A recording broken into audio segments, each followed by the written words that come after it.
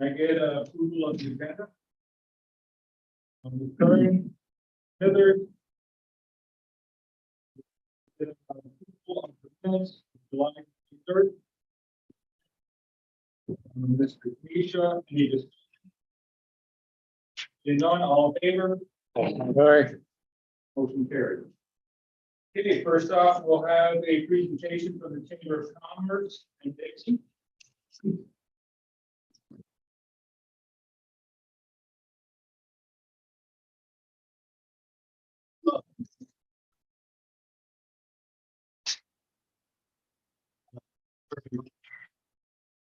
Good evening, legislators. My name is Ben Dixon. I'm the Executive Director of the St. Lawrence County Chamber of Commerce.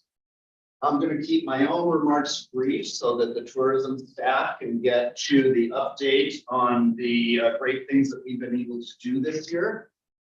I do want to express our appreciation for your support. With it, we've been able to accomplish some really amazing things this year and advance the tourism industry in the county dramatically, and we're seeing the results of that as we become better known and see our increased visitations. As you know, our brand is Life Undiscovered, and however, that said, I think in truth many are discovering what we have to offer here in this incredible county because of our efforts. Just a few comments before we delve in. One, we recognize you have a very full agenda, so what you're going to see with the presentation is really just the highlight reel. This is the view from the Goodyear blimp. We have there's a lot to cover. That also, we are not including any of our activity that is funded from sources outside of tourism, our promotion of the businesses, our member support services, and our promotion of the county. But there is a lot happening there as well, much of which does indirectly benefit the tourism sector. One thing I will note, however, is that the mergers of the St. Lawrence County, Canton, Ogdensburg, and Messina chambers is going full tilt. At this point, I'm pleased to announce that the mergers have been approved by all 4 of those entities as of last week. So both the boards and the membership of all 4 entities have approved it. So really the final step in the merger process is sending in legal documentation to New York State for approval by the Department of State. But in the meantime, we're moving forward with the implementation of the mergers. This week, we're getting going on setting up satellite offices and visitor centers in Ogdensburg and Messina, and getting staffing on board for those communities to advance the work of the chambers in those communities. We're getting our meeting with municipal leaders, getting our board of directors representation all squared away, etc. There's a lot to be done, but we're excited about the progress there and what it means for the future.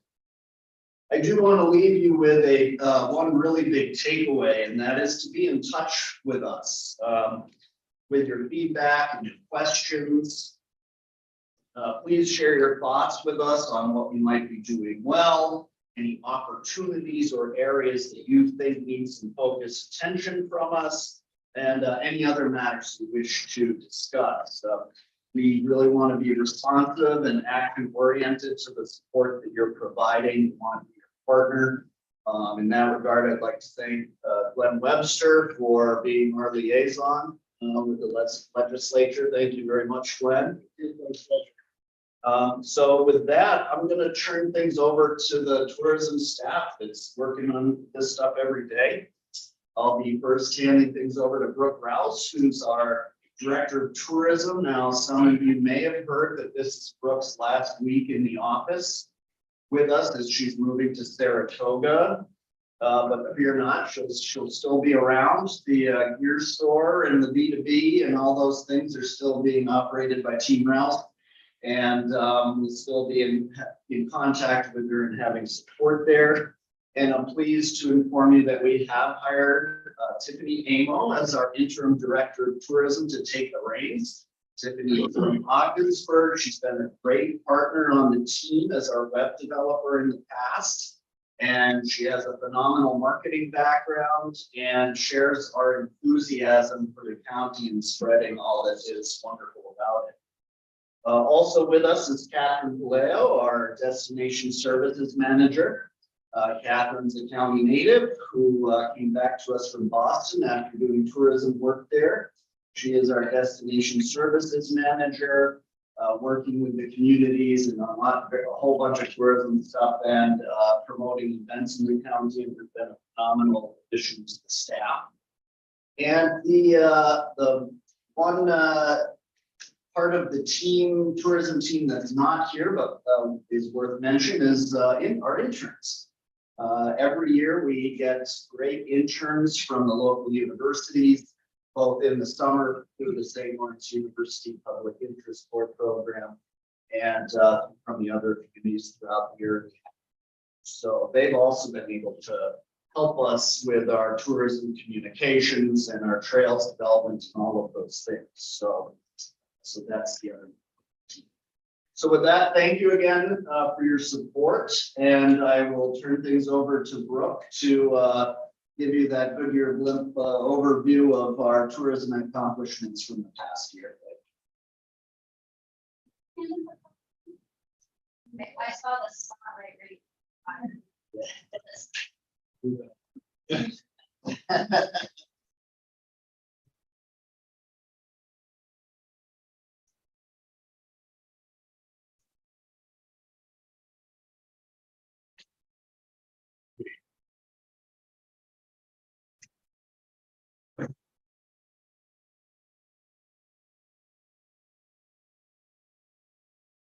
Mention Regina.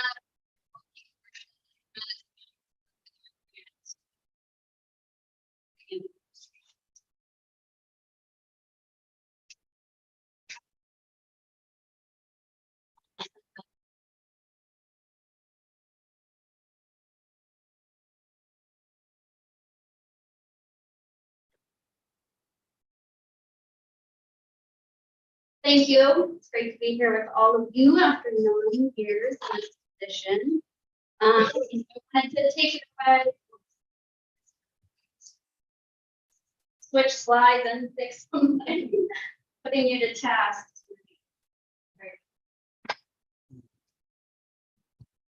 So just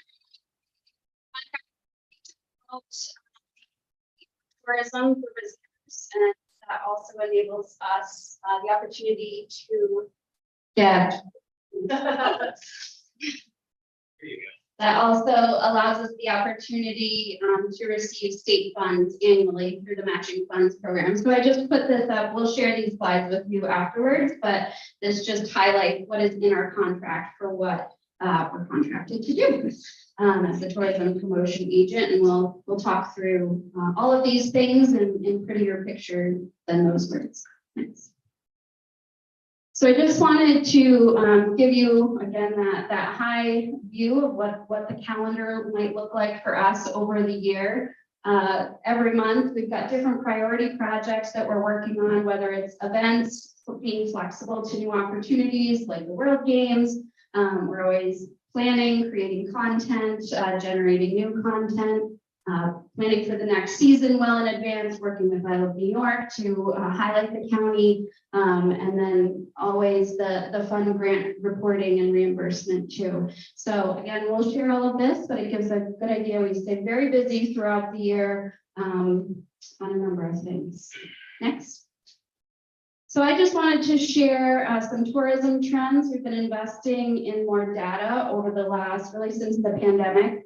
There's a ton of data, but there's just a couple slides to show that we're seeing the industry increase. So this is just showing really the lodging increase. Vacation rentals, the number of them have increased by 32%. So a tremendous increase in the supply of vacation rentals.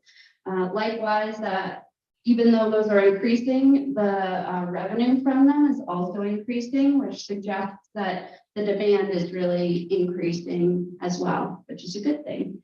Hotel revenue, average daily rate, and supply, those are all metrics that we keep an eye on. And those are all increasing slightly, not as high as 32%. And then I just included some data on numbers of both hotel and vacation rental increases year to year from this year to last. I know VRBO has been a conversation here, and we've been having for years. The state is taking that up with VRBO, so it's kind of beyond the counties right now, and we're helping to advocate for the passage of VRBO also paying fairly the occupancy tax. As you can see in that chart, 21% of our vacation rentals are listed on VRBO, so that's currently lost revenue unless they're paying directly with the county. Next. This is just another chart, a little bit hard to read, but it essentially shows that there's been an increase in revenue in both those short-term rentals and hotel revenue month to month, year over year. So these are just some of the stats that we look at to make sure that we're a part of. Certainly, we work with a lot of partners to create the destination and promote it. But all trends are upward, so that's always good to see. Next. I believe you've all received the ARPA information, so we worked very closely with the IDA for the 2 tourism programs. We helped to create that application. We formed the review committee. We reviewed 49 applications in quite some detail. I don't think my committee knew what they signed up for. And then we provided those recommendations for funding to the IDA. So the next slide just shows there were 14 capacity grants, so that funding is gone fully now. And then the next are the promotion grants, and there were 21 awarded. There's still money there, so if you know anyone who's interested. So this was a great process, both to be able to help distribute funds across the county to a number of different projects, but also for us to have that time to connect with a number of partners and really understand what they're doing. There are a lot of these projects that are already being executed, which is really what we wanted to see, that immediate execution to help kind of bring back the industry after the pandemic. Next. Oh, that's just the other one. Next. So just a couple of fun pictures before I pass it along. We are out and about. We are the point people for pretty much anything tourism related. We get calls about event opportunities, about promotions, about connections to conferences or colleges or new employees, all kinds of things. And so we're there. We're open 5 days a week and ready to serve in whatever way we can. Just a couple of pictures at Scottish Fest there, Ben and one of our interns, just getting out to as many events as we can, promoting the county and sharing the guides. And in June, we had our tourism dinner in Waddington, which was a great time as well for those who need it. Next. Advocacy is a big thing for us, so we're very connected with our elected officials. A lot of interest in tourism and trying to make sure we're the boots on the ground here, communicating what challenges and opportunities there are. And so we've built strong relationships there where we can share that information as needed. And then the bottom picture is Catherine giving a little spiel to some future workforce kids on tourism in our visitor center on Main Street here. I just wanted to point out, and we'll send you an invitation, but we are co-hosting a tourism roundtable with Assemblyman Gray on September 26th in Rensselaer Falls. So hopefully you can attend that or send some of your constituents to join us for that conversation. So I will pass it on to Tiffany now.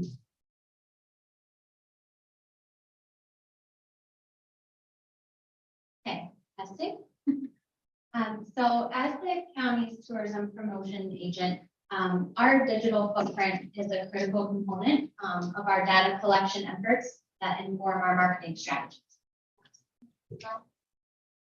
So we put a lot of effort into enhancing and improving our online presence so that people can actually find us online. And then when they do find us, we can collect the data, and that helps us to better engage them and then better find our target market demographics.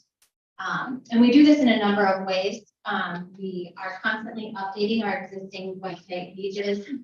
We're always creating new content through our blogs, social media posts, event calendar listings. And then we also use the data that we get to inform our off-site, so off of our website, so any of our print or digital advertising efforts. We can use the data that we get through our website to help us inform those strategies. So year to date, our current web traffic, so now through today, August 28th, has currently surpassed our web traffic for all of 2022. So our efforts in creating all this content and updating things all the time, you can see that our efforts are paying off. And it's, it's a good cycle to be in, because the more visitors we have, the more data we can get, the more strategic we can actually be. Next. So one data point that we've really focused on is where our web traffic actually comes from. So this helps us to see where are people finding us from and what markets should we be looking to potentially target our future efforts. So about 50% of the traffic from each one of our 3 websites comes from within the state. So people who are searching within New York State. And then the other 50% are coming from, you can see through Virginia, throughout Canada, all different locations. And some of these are locations that we have targeted through various campaigns. So fishing campaigns, trails campaigns. And then some of it is, inspiration for us to say, okay, we're getting a lot of traffic from Michigan, in the past month or 2. Why is that happening? And should we be focusing some efforts there? So we get a lot of really valuable data through looking at our website analytics. Next. So one way that we use this data, one example through print is, so our Canadian market, for example, a main priority of ours is to rebuild our Canadian market post-COVID. It's a huge market for us. But we can see that our numbers are a little bit lower than we'd like them to be compared to past years. So this helps us say, okay, where should we be focusing our efforts? Specifically, are there any provinces where we want to focus? And here you can see an example of a print ad that we use for STLC trails to kind of try to target that Canadian market. Next, another example how we used our online data to inform our marketing strategy through print is through, so we have these rack cards that we created for the STLC Trails website. You can see on the bottom, on the right-hand side, there's a little QR code. So that actually brings, if anybody uses the QR code, it'll bring them directly to a page on our website where they could book lodging or an experience. And we can see exactly how many people have used that QR code to come to our website. And then we get all of the data as where did they find us from? Was it within New York? Was it outside of New York? We can track where that traffic is actually coming from and see how successful our marketing campaign has been. Next. So this is an example of a direct mail campaign that we did this summer.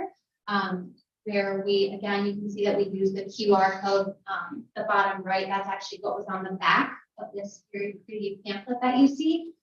So we mailed out over 1,100 postcards via direct mail. We received back 40 requests for our angler's guides, which we physically mail to people if they want a physical copy. We also have a digital copy available on our website. And during the same period that we were running our direct mail campaign, we had about 4,000 visits to our Fish Cap website. And that's just for July and August, that's this summer. So some really valuable data here from our website, and also just thinking about it from the user perspective, like how much easier it is for people to be able to use something like that QR code and go directly onto our website and take action. Next. Another example of how we use our digital footprint to engage visitors and users on social media. We're very active on our social media profiles. Facebook, we have over 6,500 followers, about 1,500 Instagram followers. We also have an active YouTube account where we post video content. And here we can also get a lot of stats and kind of see when we post something specifically, how many people are engaging with it. Again, it helps us measure our success in existing campaigns and then inform how we want to run our future campaigns. Next.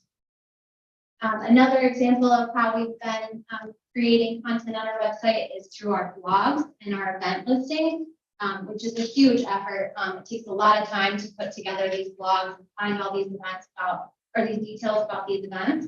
But we've seen a huge return because we get tons of website traffic when we create this content. So we created a July 4th kind of an overview of things to do this year. And that blog post alone had more than 1,800 unique page visits. And then we also created individual event listings on our calendar, and combined, I think just 2 of those is this stat right here. It's almost 6,000 unique views on these event listings themselves. So it's a huge draw for visitors. And then again, we get all this data about who are these people that are looking at this content. Where are they searching from? How are they engaging with us? So it's super helpful to be able to get that kind of data from the website, which is why it's been such a huge focus for us to create this digital content, that digital footprint growing. And on that note, I'll hand it over to Kathy. She's been a huge part of creating all of this digital content. Our destination.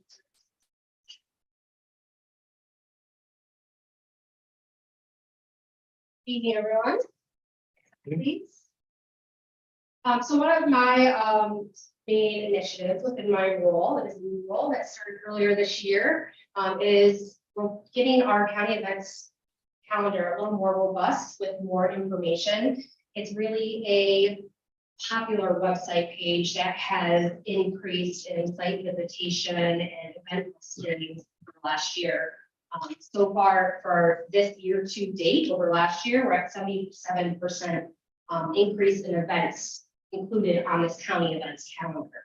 Within the calendar, you'll see here, these are some major events that we assisted with creating listings from the county. So a lot of the events that are happening within the county, when we have visitors, they're coming over to fish, they're coming over to stay and camp and cattle. We're also looking for different things to do. So our county events calendar is very popular within the residents, within our communities, but also visitors here. They can select which area to visit and what's going on. So when they find this page, it's really a consolidated location to find where things are, what time things are happening, an address and location of where they're taking place. And within our calendar, it's really robust on hyperlinks to individual websites or Facebook pages to find additional information, get contact information if anyone has questions on where to go, what to do.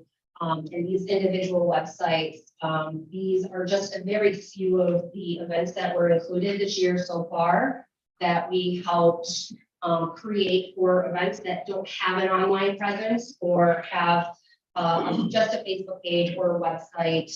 And this is an area for everything to be in one place to make it a little more user friendly for the visitor, because a lot of people that are coming in, they don't necessarily know where X, Y, or Z is. So this explains everything in there for the user standpoint instead of just something that's around the corner. Next slide, please.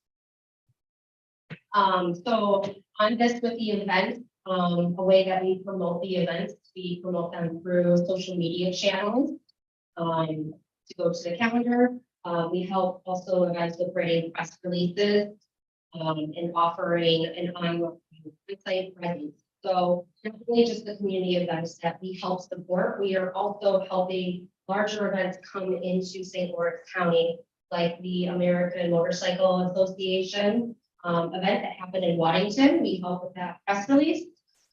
We help promote that to our market here.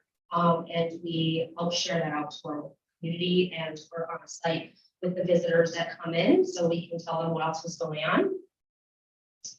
Next slide, please. In addition to what Tiffany was saying about our blog post, we also make featured pages for events. So this is an example of totalities that's happening on April 8th, 2024. Mark your calendars. We are within the lines of totality, so we are expecting a lot of visitors to come to our county. And then we are expecting the traffic will come, but once people are here, this is a page for everyone that's within the county holding an event. Have everything in one page, so they don't have to go in search of what's going on. They can just go to our website. This is being created right now, so they can go within the website. County. Next slide, please. And then this event page here is the Governor and St. Lawrence County Fair. It was one of our most popular visits here, with over 7,000 visits to our page. That was helped shared through social media. And this is an example of Governor Fair has a great website, and everything is on their page, and you're navigating to find the information. So this was everything that they already had, but it was targeted for what was on Tuesday, Wednesday, Thursday, everything in one spot. So it's more easier to see, and then hyperlinking back to their page as well. Next slide.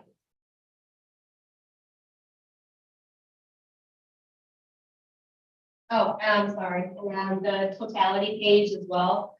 We are making that for the 250th commemoration for the revolution. So everything that's happening through those events will be on a featured page as well.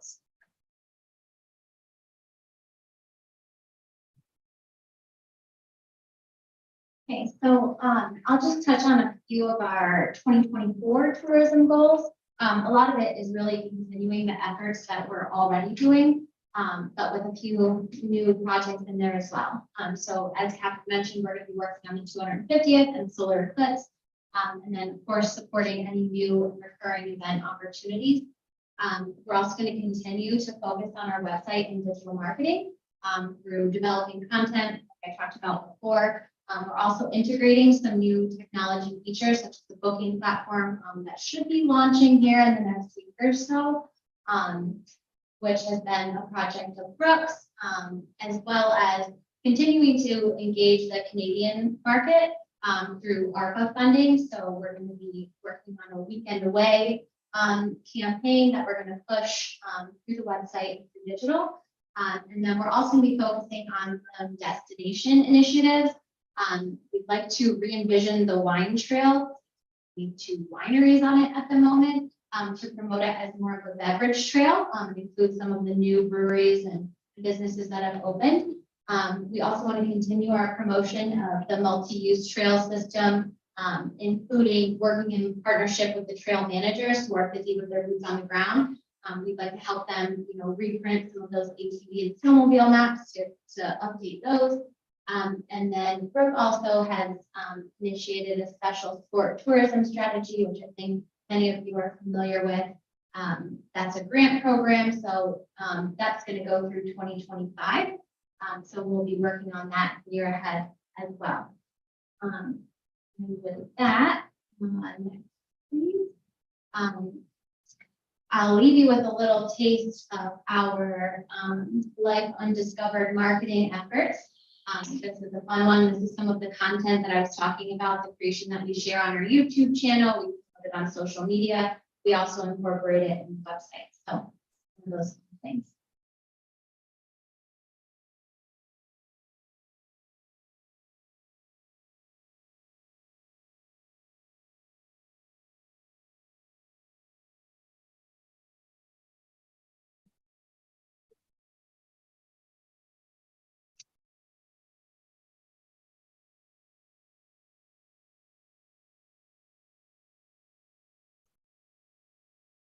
Or maybe not.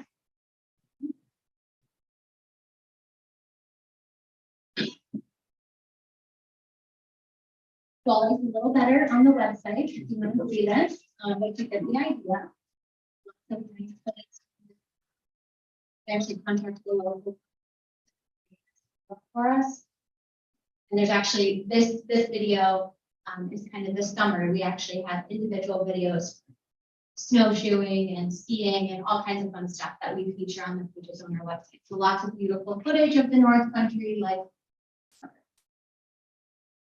So I think that's a wrap. If anybody has any questions about anything.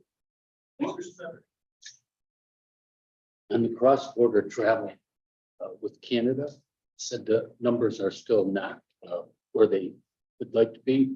What do you think of the current regulations? Are you comfortable with those, or are they still too restrictive? Do they need to be lessened somewhat? Speak to that. They've opened up quite a lot, and we do have a page on our website called Getting Here, and it has the link to the Canadian transportation site that has the updated rules. We were doing that all through the pandemic, and as they were reopening the border, but it's quite easy to pass now, and I think for Americans, it's been pretty easy for a little while, and I think they finally on the Canadian side dropped the last of the requirements, I believe. Any other questions? Like, Brooke, you mentioned a function in Rensselaer Falls. I think you said it was the 23rd of September, 26, 26th of September. 3 to 5 p.m. Okay, that's what I was interested in. with Scott Gray, Okay, thank you very much.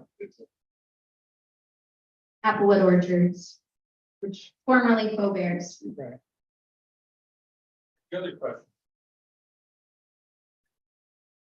Thank you very much. Thank you. And we did include some additional materials in the packet, but let them know if you need anything else. Thank you. Good luck.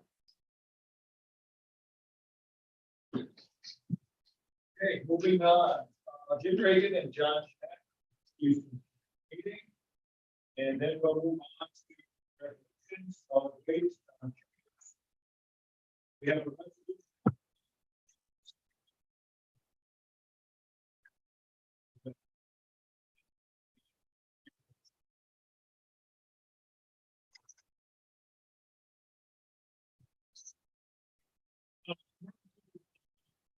Right.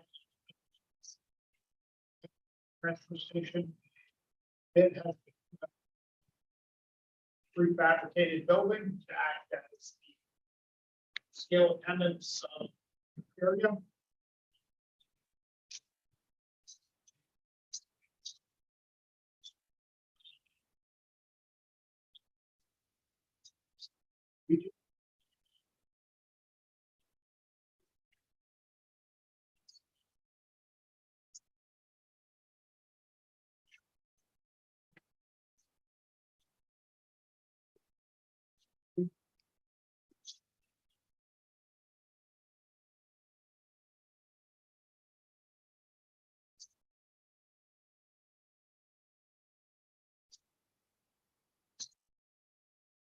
This has.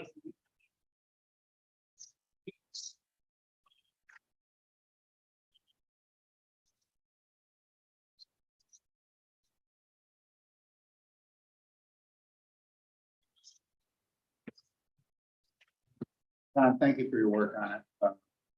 That was the #1 call that we made the last couple months. Saw the temporary one. You're the temporary one. With Well,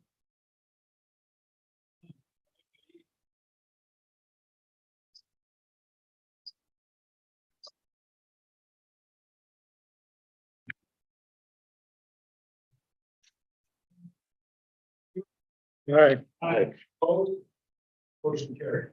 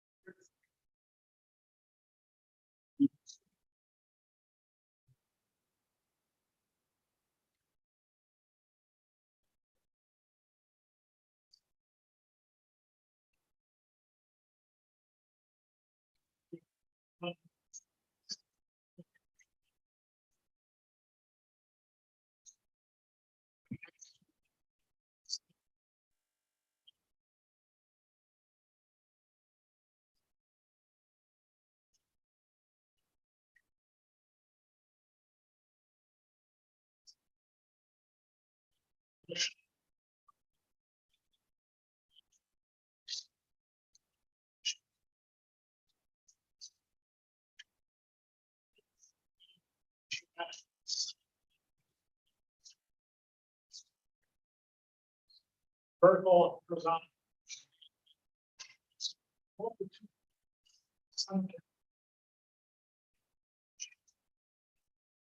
And be right on it.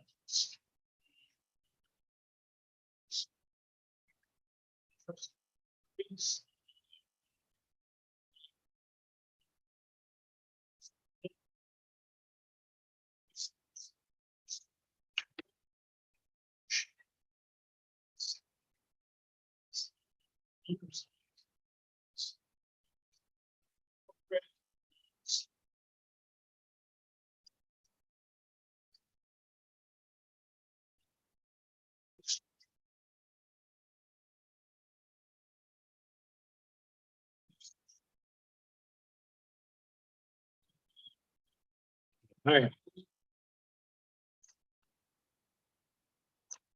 The resolution. The entry level,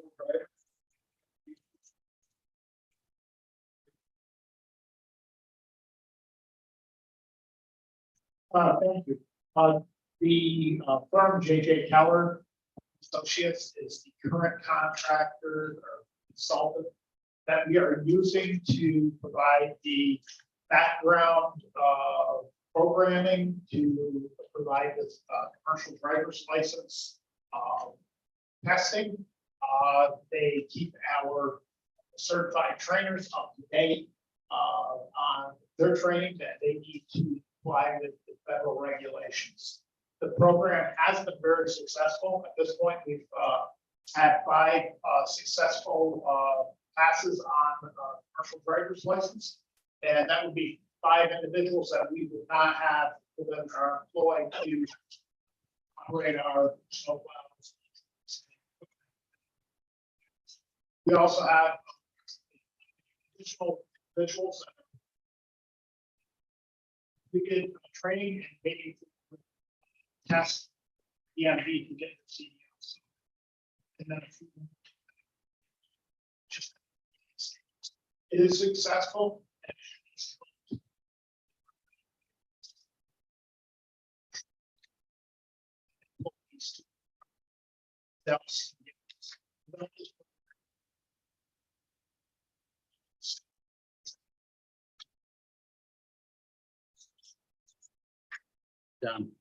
This resolution says this is to renew the contract.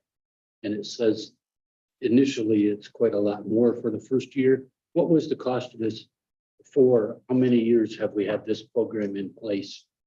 We've had the program in place nearly a year at this point, and it was a monthly charge of over $800 to start with, but that was the initial setup. So the price is going down as we are getting more acclimated to the program. So, but as I said, very successful in there. They're very professional, keep us up to date. That will require. So when you say the first year, would that be 12 months from now or this current year, 2023? It's from the not running with the calendar year because we started in almost a year ago. So it's 12 months running. So it's-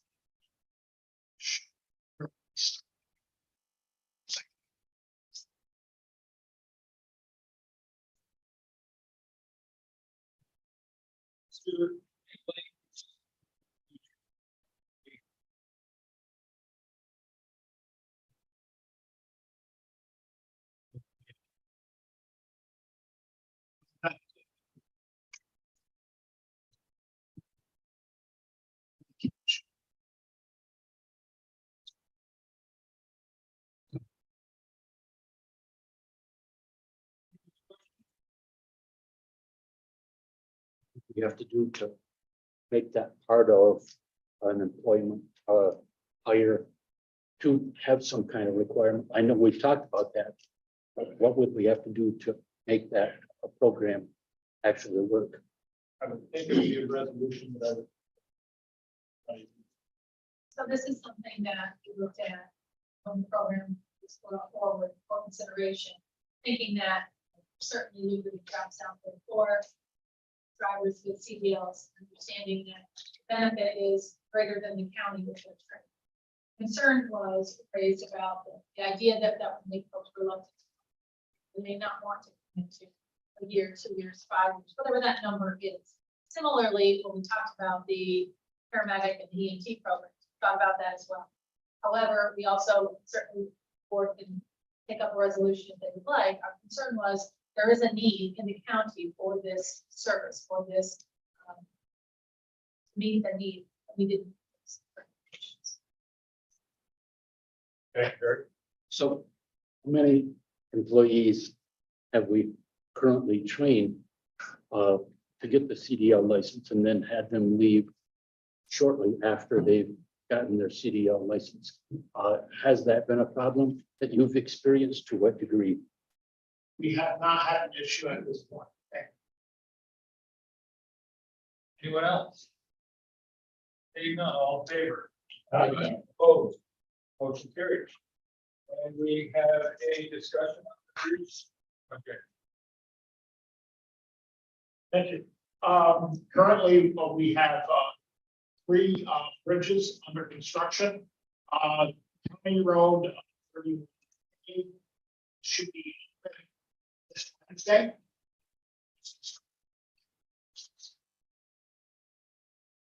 Structure is home.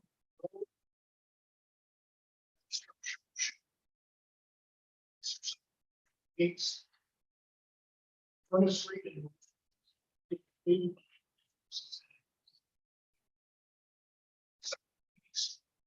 and we currently have started a machine contract. Tomorrow, that structure is going to be shut down. It is a dead end structure. Prefabricated steel and decking will be installed, and the structure should be back open within a couple of days. All those items have been worked out with the residents in the area. It is a dead end. Those are all structure.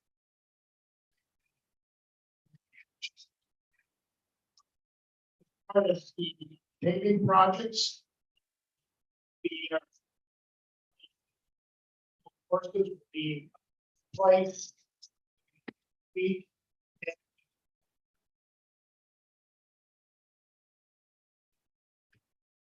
Then additional mileage by the board, actually, County Road 38 and Norfolk recycling should be.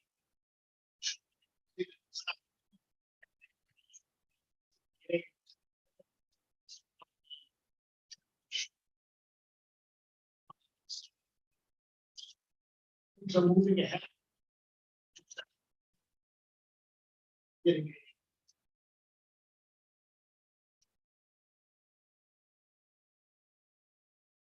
Hey, John, thanks for the update.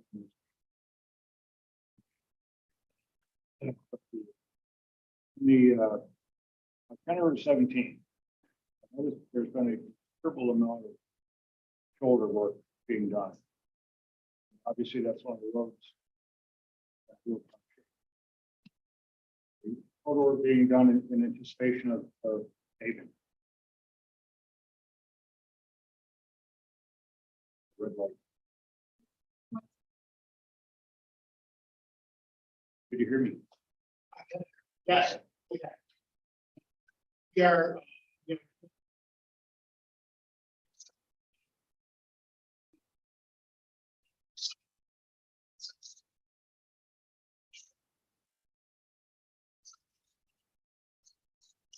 Relocate subdivisions on 17 are due to be recycled.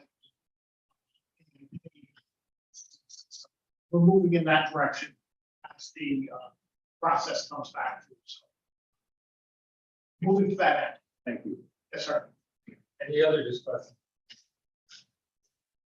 Thank you. Thank you for getting out of 58. That's pretty rough. Thank you for your support. Okay, next up, we have County Attorney Steve Button. We have a resolution authorizing the chair to sign a contract with the St. Lawrence County Fire Training Facility, Inc. for priority use of the training facility by the participants of the St. Lawrence County Self-Insurance Motion. Current. And Mr. Lightfoot. Thank you. The resolution you have before you is our annual resolution. As you all know, we administer the self-insurance in most municipalities in St. Clair County are participants. That includes volunteer fire units that assist in those communities. Part of the plan's objective is to try to provide the training opportunities for those volunteer firemen. This $35,000 fee that we pay annually allows for our volunteers to be able to train at that facility. Any discussion? Seeing none, all in favor? Aye. Opposed? Motion carried. We have a resolution authorizing the chair to sign a contract with Open Environmental for environmental investigation.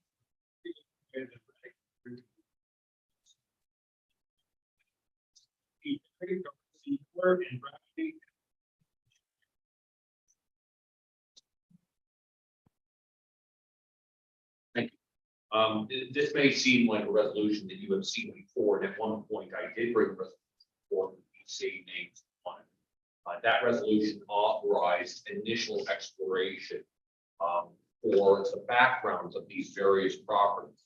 After having done the initial exploration, it was determined that ground penetrating radar was right. So this second resolution would authorize the second prong of that investigation on the basis with ground penetrating radar. Any questions?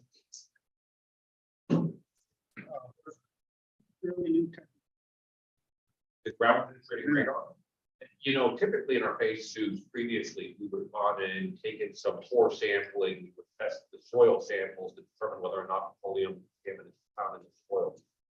We have now started looking with ground penetrating radar to determine whether or not there are pre-existing tanks. One of the things that we discovered on a couple of the sites that we did before was that there were in fact tanks, but oftentimes they were just filled.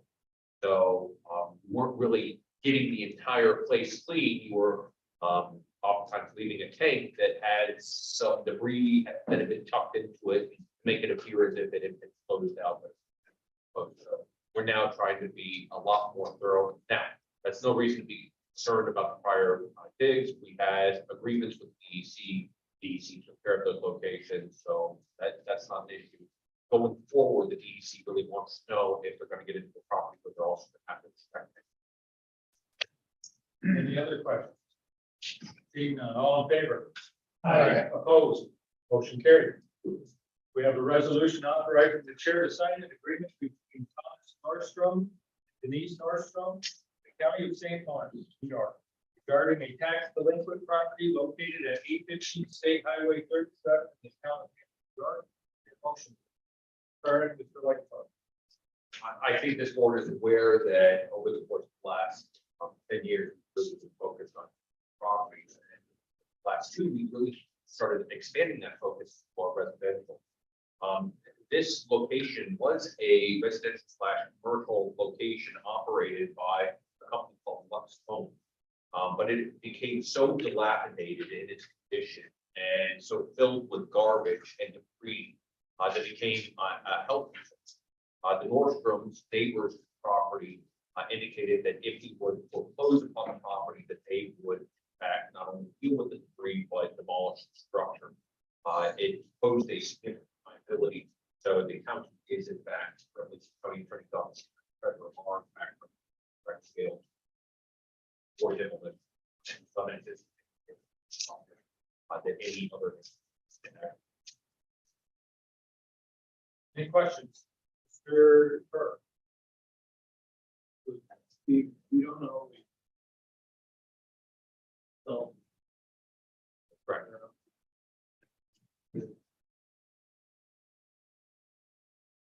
Yes, that's absolutely correct. So on our contaminated properties that do not have the EDC are capable under our law of having the correct state. EDC insists with a accommodation on a property that there at least be some type of competitive process. Not necessarily mean that the property be sent though to county auction. It could be on a direct solicited bid. For those who aren't familiar with the difference, direct solicited bid is where we contact the neighboring landowner, we contact the municipality in which the property is located, but it is not open to the general public. There is a targeted group of individuals that we seek specific responses from. Mr. Chairman, Go, Mr. Ernst. So this is. First.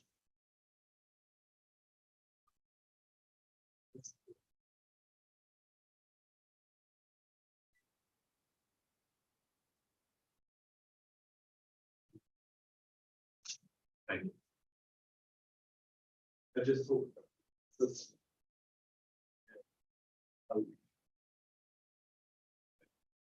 Karen. yes, thanks, Chairman. I'm going to abstain, both Nordstrom's Tom and his wife Denise, who is the president of a nonprofit board of directors that I administer. And so I will not be voting on it. No, Mr. Webster. Would it be safe to say that when you look at the overall picture of these, you look to see what would be financially best, whether to sell it or to offer different things to the neighbor? And also whether it's something that they're able to clean up and take care of and improve, pay taxes on, or just sit there because of the brush. You know, I'm actually in a very lucky position.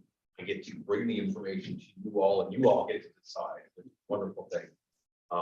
But I think what I have observed from the board over the last thing is that the board is in. And sometimes that has meant going to the highest bidder as it is supposed to. Sometimes that has meant going to the entity that has the capability of developing the property and putting it to the best use to serve the community. I know there's been a degree of frustration that's been expressed by the board in the past about not being able to create some sort of cookie cutter model for every property. But each property is unique, and each property presents its own circumstances that I had to address. And really, actually, one of the few blessings that I have, one of the few blessings I have is that I have never questioned the board. That the board is truthfully vested in interest in making sure that the property is in fact best use of the possible. So I do appreciate that about energy. I mean, it's probably savings in order for that it would cost so much to clean it out and tear it down and possibly run into asbestos. That, so the hidden cost of the county could be a whole lot more than what they would ever get from that access. I will say we did an initial assessment of the property. For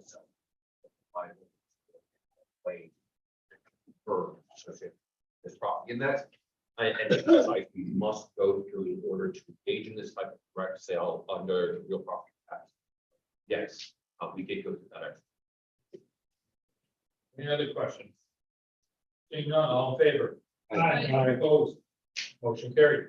Thank you. We have a resolution in opposition to the implementation of background checks for the acquisition of ammunition, to the imposition of fees for the performance of any background checks for the acquisition of firearms or ammunition as required under the Concealed Carry Improvement Act. Get a motion. For Tanisha, Mr. Carter. Any questions? Ms. Forsythe, would you like to speak to this? I'll just speak quick. Yeah, this takes effect, I believe, September 13th, Steve.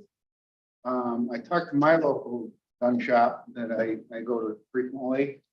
They still don't have any paperwork on how this is going to be implemented. This is the state at its finest again.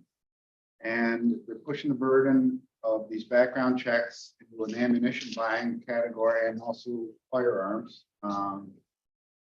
People oppose this concept. Everyone I know opposes this concept, and I think it's important.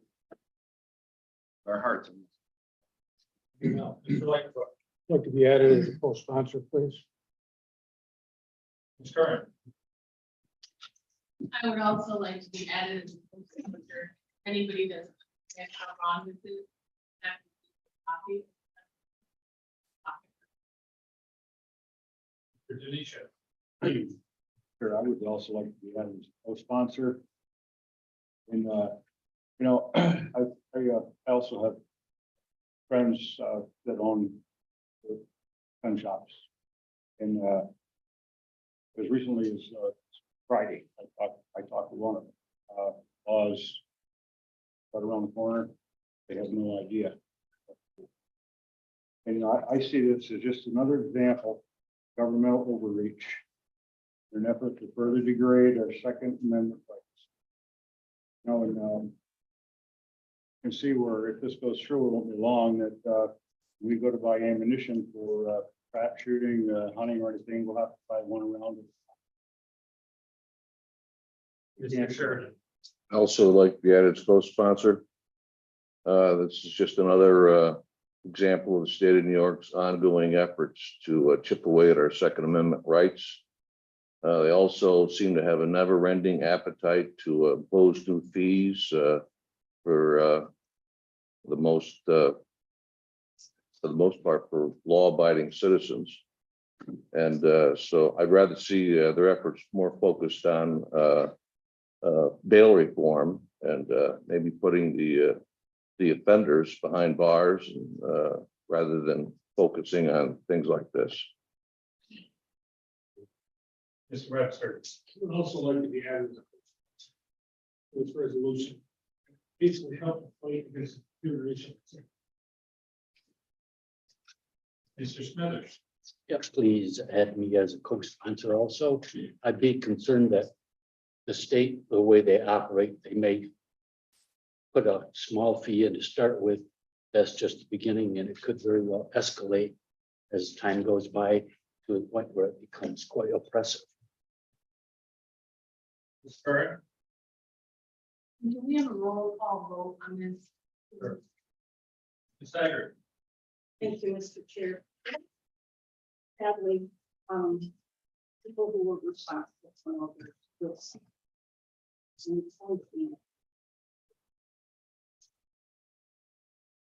There are 5 other states that have with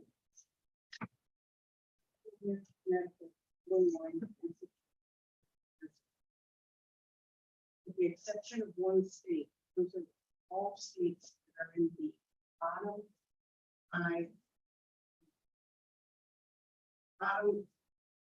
45th, 45, I can't even say it, but the bottom of the list of gun deaths per capita. And it's because of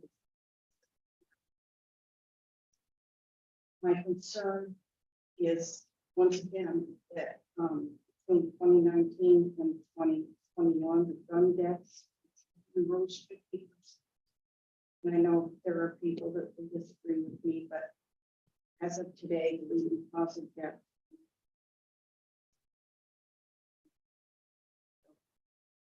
No. Thank you. Anyone else? Is any? Yeah, at the risk of offending someone, I'd like to correct Senator Haggard. Leading cause of death in American children. Abortion. Anyone else? Ms. Curran. According to the world population, right, review of all the leading causes.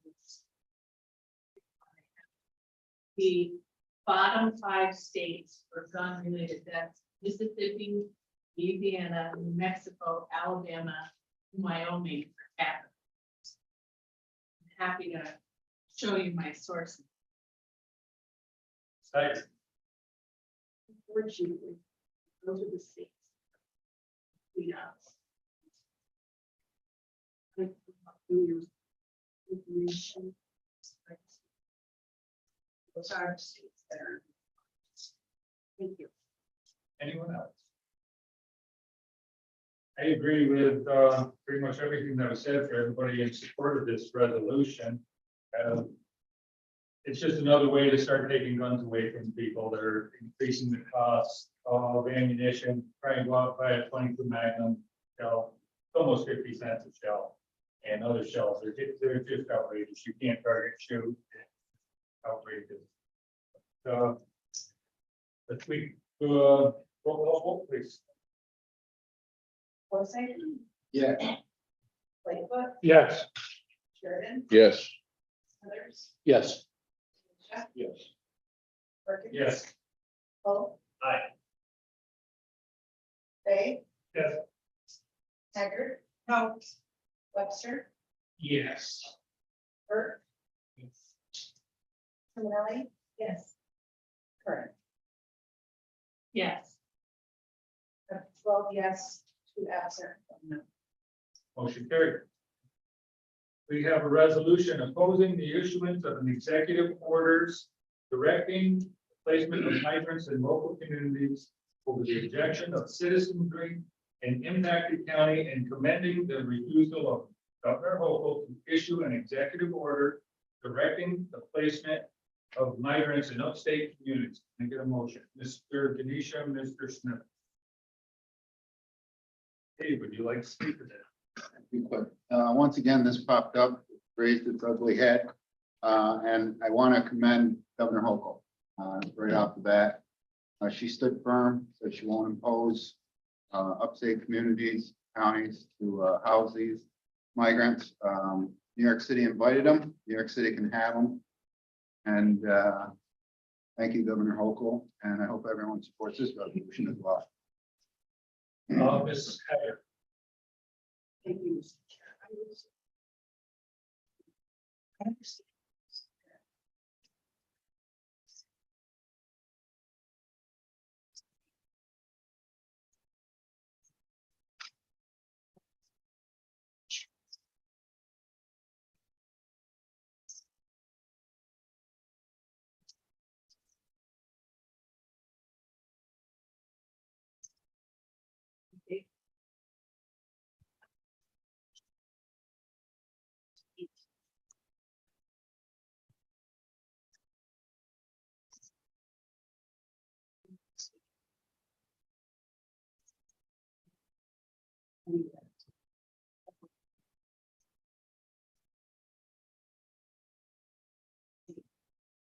I'd like to be added as a co-sponsor of this also. And just to point out, yeah, it is a federal responsibility. They're the ones that created this mess. And they expect that they can put these people on buses, send them anywhere in the country, and expect that people in those areas are going to pony up the money to provide for the needs of these people when they shouldn't be here to begin with. All the federal government has done is encourage the cartels in Mexico to rape, rob, pillage these people, take advantage of them, and charge them a fee for the great service that they're providing to them. You got to be kidding me. Add to that the fentanyl problem. Where the heck is the federal government when fentanyl is killing off a lot of the citizens of this country? We've got an obligation, and we being the federal government have got an obligation to put an end to that, this carnage that they are causing, in addition to the as I said, the number of sex crimes and against these people on their way to the United States border. And even after they cross into this country, they're subjected to this. So there is so much that the federal government needs to do. And what have they done? They started to dismantle part of the wall that Trump put in place and auction it off. You've got to be kidding me. Mr. Forsythe. I just want to follow up. I have no problem whatsoever, Ms. Haggard, ever supporting the governor on a good decision she makes. And I'll be the first to object when she makes her forward. Cost, I heard lately, is $12 billion. $12 $12 billion today. We met with the chamber earlier, we heard their presentation. I think all the state parks, facilities, boat launches, campgrounds that all need improvements, drastic improvements. We're here promoting the North Country, St. Lawrence County, and we got to take $12 billion of taxpayer money to devote to this crisis instead of developing our own community. Sad, very, very sad. So I will support the governor's decision not to force them up here. And I wish they would allot more money towards tourism base. Well, Mr. Sherman, Mr. Chairman, I'd like to be added as co-sponsor as well. anyone else? Mr. Snyder? I'd like to be added as a co-sponsor. Immigration certainly is a problem currently, has been a problem for a while. It is a federal problem and they need to get some action going on this to try to regulate immigration better than it has been. We certainly need to show compassion where it's deserved. But there are laws and they need to be reasonable. And so please add me as a co-sponsor. And I do think it is commendable to commend the governor when she does something right. So kudos to you for bringing that up. Ms. Curran? I would like to be added to co-sponsor. Yes, immigration has been a national problem. It's one influx to our state, it's not affordable. And I don't believe it's really helping the people that are coming in here. I don't know that I would want to go someplace where there was no resources to take care of me once I got there. And I have been led to believe that everything would be available once I came. They're living in terrible conditions in New York City. I don't know that they're any better than the countries that they came from. And I don't think that open borders is really helping anyone. Ms. Webster? I would also like to be added as a co-sponsor. I have a real problem where people can illegally enter the country. It's never been vetted. No one even knows where they come from and are treated better than our parents who have worked their whole life and can't afford to turn up their heat or buy their medicine. There's a real problem with that. Thank you. Anyone else? Ms. Terminelli? Thank you. I will support this resolution. I do that really. Thinking about what's in their best interest as far as language barriers, transportation, access to services, things like that is an important decision, and we definitely lack those resources. I will support the resolution, but I can't help but to say that in the title of the resolution or the objection of this citizenry, can't help but to notice that oftentimes the objection that we hear from people is not based on the lack of resources or the data, nor is it based on the positive impact that migration can have on economics, but oftentimes is focused in lack of a disdain for others based on their cultural heritage or background, and biases that oftentimes will have no problem verbalizing. So I just want to throw that out there that I'm supporting it because I don't think that this is the best place for migrants to access, to be temporarily placed because of so many barriers for them. However, it's not because of the dislike that I often hear from people in the community. They would just rather not have that. So I just have to throw that out. Thank you. Anyone else? Thank you, Legislator Trumanelli.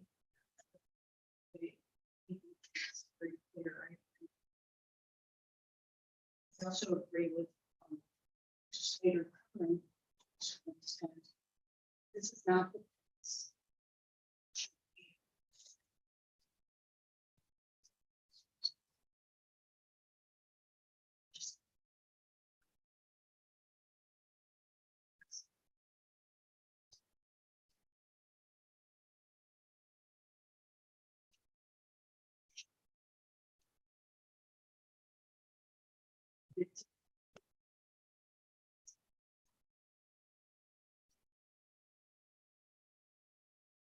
No.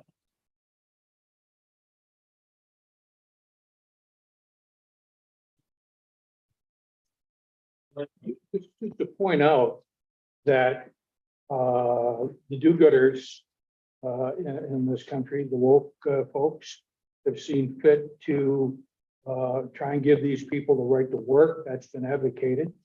That they, as a result of that, would be able to apply for benefits, welfare benefits, food stamps, et cetera.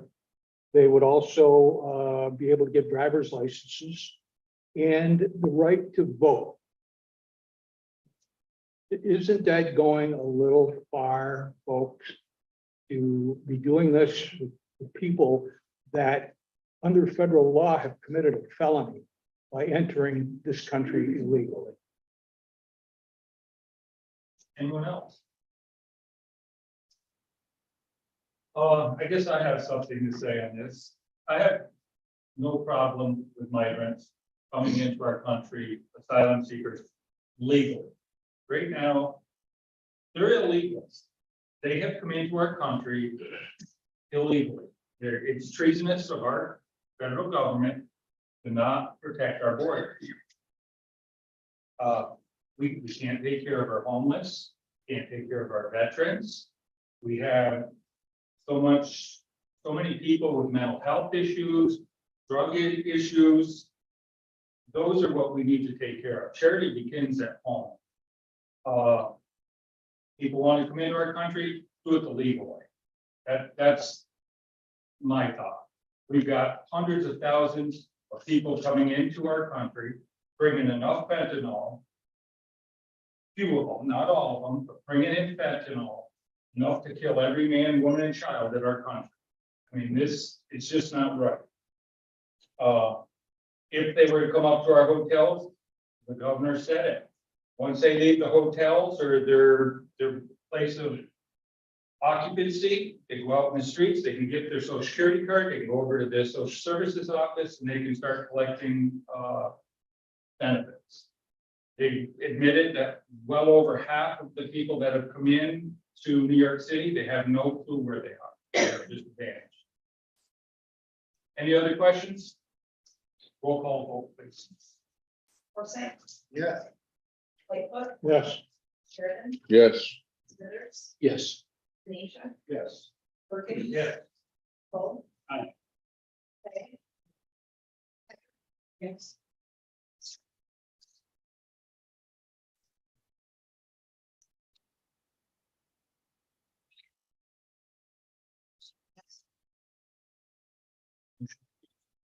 Okay, next, vacancy review. So the first item tonight is the vacancy review and that's the annual report. And I wanted to mention for those who are new and also refresh memory for those who have heard this, this is our 8th year since the vacancy review committee was reinstated. It has been a tremendous tool to allow legislators to interact with department heads, to understand better where positions are needed in departments, and also where, in fact, there may need to be changes or adjustments made to the position. So I've included the history for you, some resolution data, and also a mention of one of the continued practices that you'll see later in my recommendations. But this helps us track. This also informs legislators, I think, of some of the trends you might not see on a monthly basis in resolution and information pieces. So I'll just go through and highlight a few areas before we move on to the position to be requested tonight. Traditionally, we are favored women organization. We are at 58.6%. That is in keeping with the Bureau of Labor Statistics nationally, with a 56.8 women size workforce and 43.2% men. We came in at 41.4, however, up just a little bit from last year. Our retirement tiers, just below that, are very heavy in tier 4 and tier 6. We all remember that tier 3 and tier 5 were very fast, very short windows of enrollment periods. But those two tiers combined for 93% of our workforce that are enrolled in those two tiers of New York State. And you can see our highest reporting year, tier 4, was in 2021. Since then, we've been 20 for the tier 6. Next, we have just an assessment of our years of service and our age range.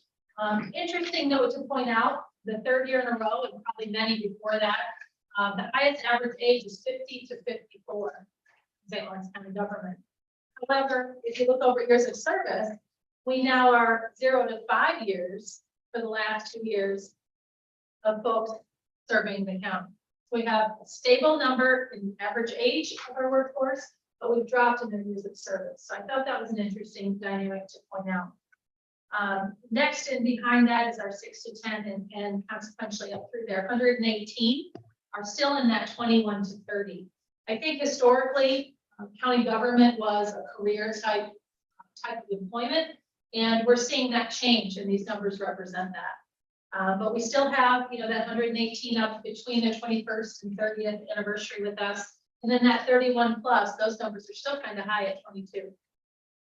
Next up, I did want to mention to you, you have new copies on your desks tonight.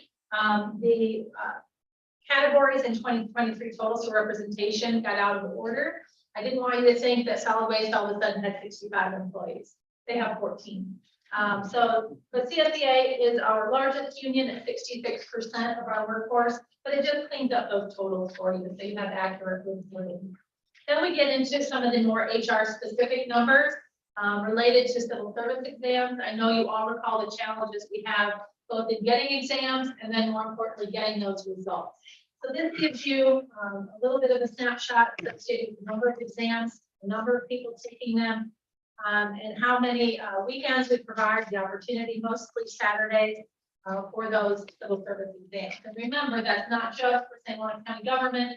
There are 72 agencies that HR works with throughout the county, whether it's school districts, municipalities, and county government. For the onboarding, underneath that, you'll see we came in 2022 just under 887 for the exam applications that came in. Very exciting news this year to be able to apply online to St. Lawrence County government for positions. So that's something we've seen a great uptick in those numbers coming in. If you can't quite get here, everyone has a smart device or access to one. So we're hopeful that that's going to help us continue to see an increase in applications. I just want to take a minute here. In 2018, we started being a lot more attentive to our exit interviews. And we began to compile the totals associated with how we're doing. And in that way, we give folks the opportunity, whether they want to meet with the person that supervises them, their department head, HR, or even if they want to submit it anonymously. So we provide an opportunity in lots of ways to communicate, one, how we're doing, but two, areas to improve and areas that they think we're doing well in. And over the last 5 years, the average areas that have been the highest are the relationship with coworkers, benefits, and the relationships with supervisors. And we are a human service industry, right? We provide services for folks. The biggest area of challenge for us continues to be opportunities for advancement. Now, these aren't charts I included for you. They're on board share under exit interviews if you want to take a look at that. But those are just some areas I thought I would mention as we move through and continue to track that type of information. On the third page, it's a big summary of turnover by month, which are some funny numbers there to think about seasonally, and then turnover by department. I should qualify the turnover by department. When you look at high numbers in social services or highway, we're talking about departments like social services, where a quarter of our entire workforce. And highway has almost 100 employees. So those numbers should, in relation and by the odds, be higher than other departments. And then finally, on the last page, you see this every month as far as the immediate fill rate that I share with you. But this gives you a change over last year and then a change over the prior 4 years related to our vacancies. When we talk about the average days vacant, if you think about vacancy review committee, which we just talked about a few minutes ago, it takes about 30 days between our meetings. Now, many years ago, we used to hold ad hoc vacancy review committees. So they were all over the place and they fed into committee whenever, and they were pretty difficult to manage. Now we have a standard workflow where the day after the board meeting, you all have the opportunity throughout the year to participate in those meetings that take place essentially the first day of business after that last official action of the board. Vacancy review committee takes a look at those positions and then they make their way through the committee throughout the month. That gives about 30 days, if you think about it, until the next consideration and formal approval. And that's where the second of my requests, but of my recommendations will be, and I'll get to those in just a minute. but wanted to give you the total, as far as immediate fill. Now, years ago, that was a bad thing. Board took a very active role in delaying fills to appreciate savings. So when you look in the best performance year, 30% was the best performance year because it was the highest. It took the longest to fill positions in that year relative to the board position on this. Now we're in a 96.3 immediate fill rate. We also see the 30, 60, 90 are all tied for essentially second place for filling at 0.62. You can see the dramatic changes over the years, both in the 4-year average and the change over last year, in that those numbers used to look quite a bit different. That 60 days vacant, you want that percentage high, and in our best performing year of 2016, you remember those were the years we tried to take 90 days. So that 60-day fill at 25%, something to be proud of in those times. And moving on down for denied, that essentially is a zero. We deal with positions, either they're withdrawn or they're held and revisited at the next meeting. Perhaps more data is needed, perhaps a different position considered, a number of reasons. And then a note at the bottom is there were 22 positions where an abolish and create was requested. So it was a net zero for the county in those instances. And that's a decrease of 2 from the year before. So there were many years also, I would share with you, where there wasn't an opportunity to create a position unless you abolish a position. And that's not so true anymore. However, I do request that departments take a look at that before they bring a new position forward for consideration. Any questions on the data before I move on to the 2 recommendations? Just, Carrie, go ahead. Mitch. What is Council 82? That is our correctional officers. Correction officer, okay. Yes, and their supervisors are a smaller group, much like the Sheriff Supervisors Association, or the sergeants that oversee that. And second question, if I could, is how many new positions have we created this year?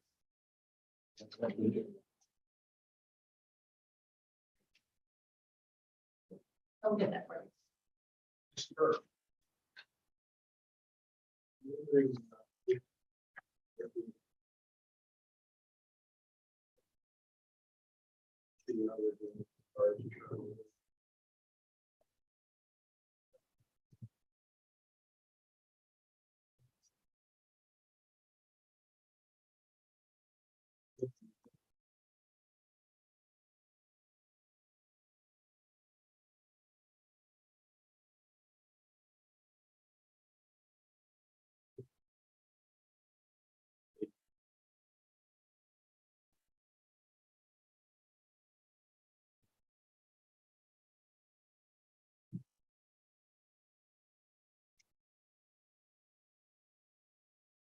And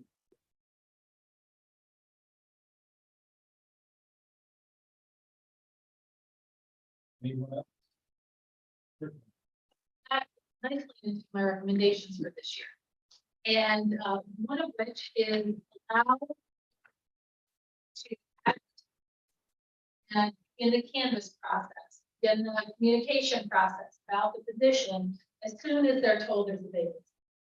One of the reasons that's been delayed in the past is an opportunity for the board to take a look at these so that whether you're approached in public by your constituents or in fact have an opportunity to look at what position it is, I was concerned that the board would not appreciate if they see positions out there they don't know they. However, with the hiring challenges that we face now, I think it's safe to assume that those average days vacant are going to grow. And so what I think the board could do is acknowledge that there's not an objection to allowing department heads, as soon as they know that, to start the communication, human resources, and to begin that public outreach if it's appropriate relative to existing lists or any of the civil service requirements, to go ahead and start that process. All of those things allow those proverbial seats in those positions to be filled soon. Questions on that? John. The other part of that.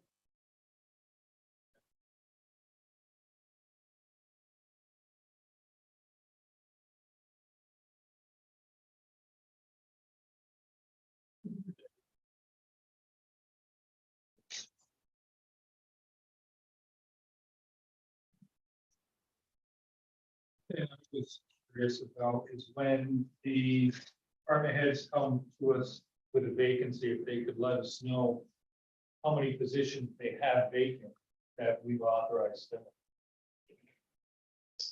Sure.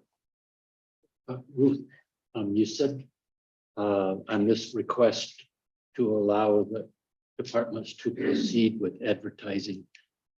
And you've mentioned where it's appropriate, and I think that might be important to have a little bit of judgment involved there, or because I can imagine that that wouldn't always maybe be appropriate. So would you be supervising that to determine the appropriateness of the situation, because it might not be in the best interest to, as far as the appropriateness, to have that be appropriate in 100% of the cases. You're absolutely right. On that, HR is very helpful with understanding if there is an existing list, if there's a transfer list, there's a number of considerations that they need to make before it's open necessarily to the public. Johnny, do you want to speak to that at all? Just one thing that, did we have an exam that's scheduled already? Going out, the exam date has been, the file date has been reached, the deadline to take the exam has been reached.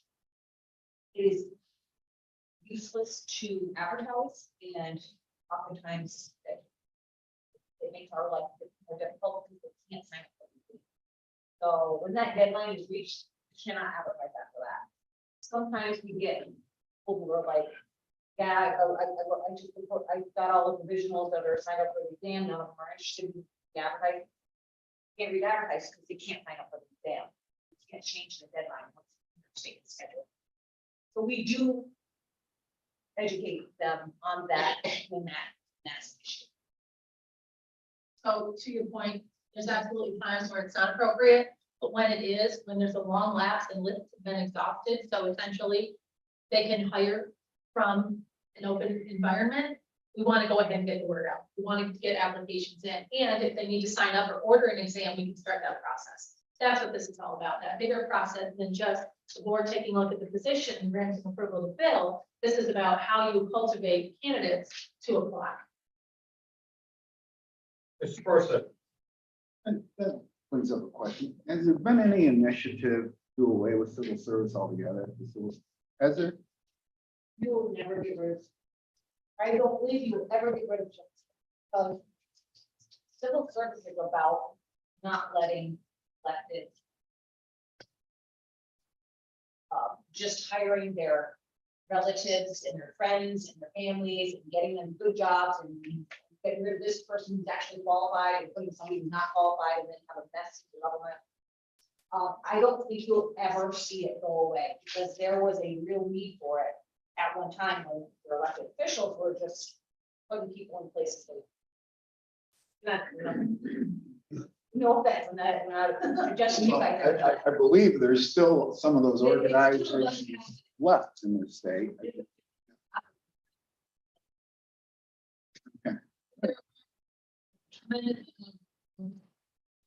They like streamlining dams, get the information back quicker. I mean, there's Scantron, so tell me that can't be scored more quickly in return to allow these positions to be filled, or not to allow someone to sit provisional for 3 years for an exam they've been given for their title. Those types of things, I think there's room for incredible improvement. Because some portions of this semantic related and cumbersome. Yes. Very much so. I think they- And then the last recommendation, and I'll just wrap this up, have for superintendent of highways to come back up, is to continue a practice that the board authorized in 2019, which allows through a very prescribed process in the SBA contract for promoted and filled, to allow our superintendent, as you'll see this position about to come before you, is the first vacancy that creates the potential for a cascade of about 3 or 4 before you reach that entry level position. And the board wisely took the step to say, go ahead and go through all those processes, where they have to post, or they have to canvas, however they have to fill those positions internally, and then bring that last position forward. So my other recommendation this year is to allow that practice to continue. Any questions? Okay. So I turn it over to Don to present on the position tonight. Yes, thank you. The vacancy that bringing forward this evening is for the bridge construction supervisor. Long tenured employee that was our bridge construction supervisor, has now retired and looking to backfill that vacancy, which will likely be done with an interim. Any questions or concerns?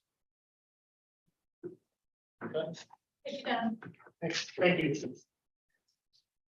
moving on to the American Rescue Plan Act. Okay, Yes, just a few discussion items to bring you up to speed on.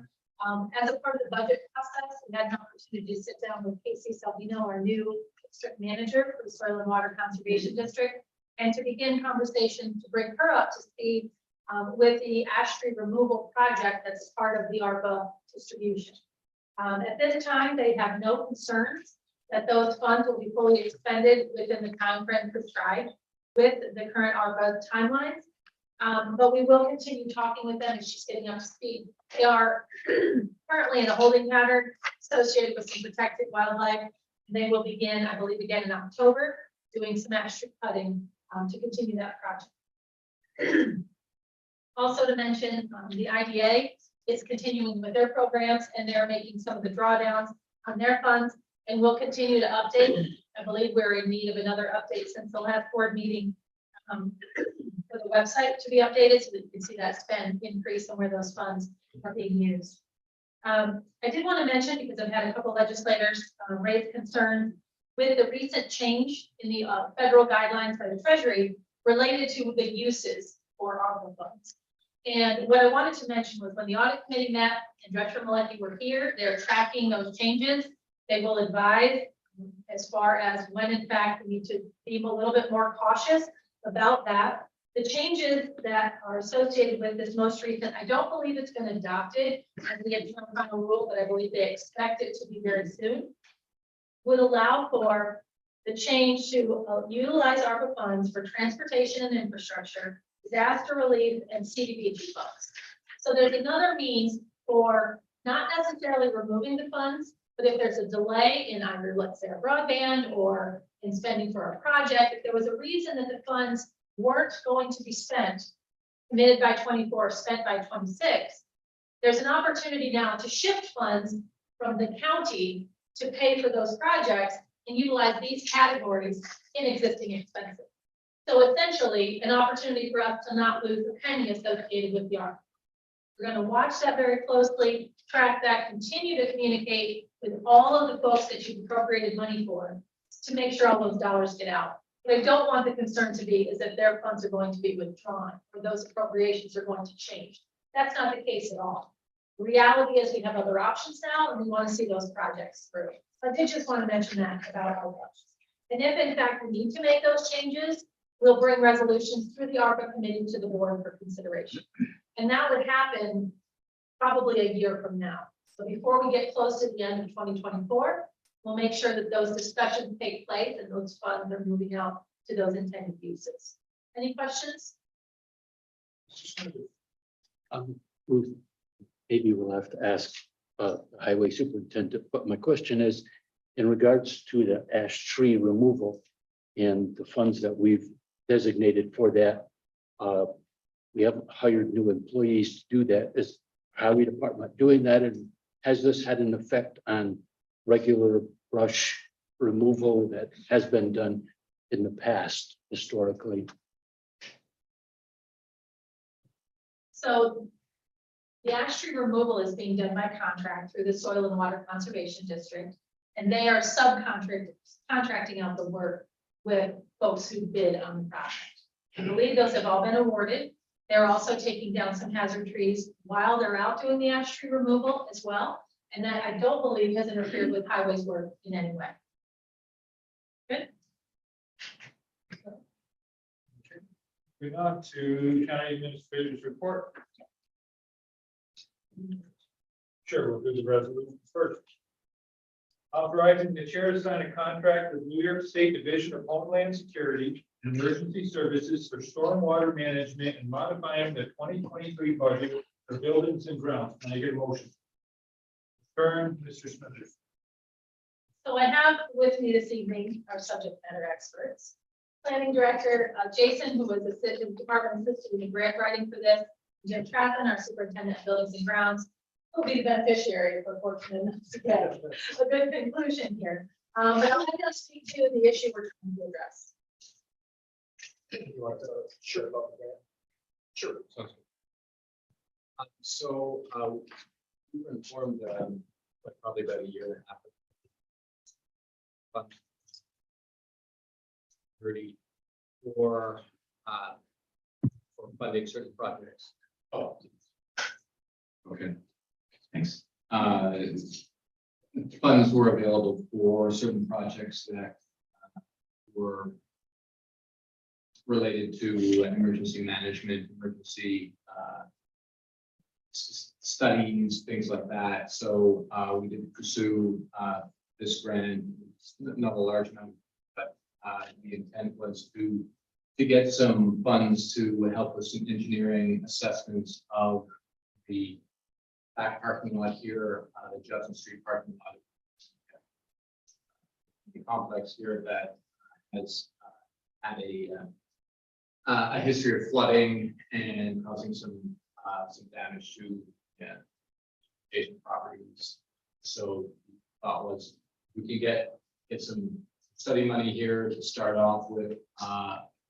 Should be a good way to initiate a solution to the problem, and then look to implementation money after we actually identify what the problem is, how we can solve the problem. So that's sort of the background on it. It is a matching grant, natural department. Solution. Make up the difference when it's lacking states. Question. Seeing none, all in favor? Aye. Opposed? Motion carried. Thank you. Thank you. Okay, next we have a resolution authorizing a hybrid work agreement with the indigent defenders in St. Lawrence County.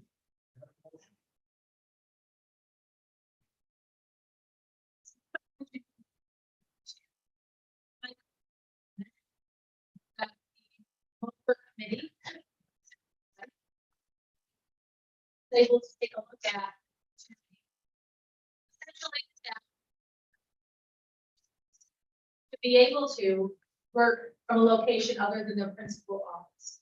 And Johnny and I met with the president of the Indigent Defenders.